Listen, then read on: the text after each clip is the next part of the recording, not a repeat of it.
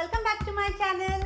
आज मैं बना रही हूँ सूजी प्रीमिक्स। यह प्रीमिक्स से आप चीला, डोसा, पराठा कुछ भी बना सकते हो। आज मैं बना रही हूँ सूजी के आप्पे और इसे नारियल की चटनी के साथ खाना पसंद करती हूँ। तो चलिए शुरू करते हैं।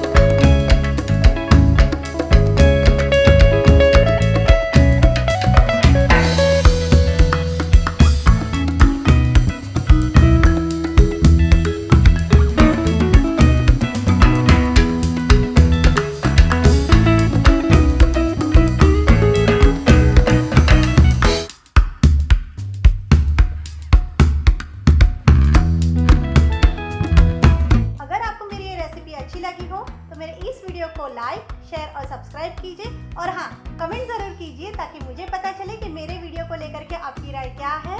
तो दिल से बनाओ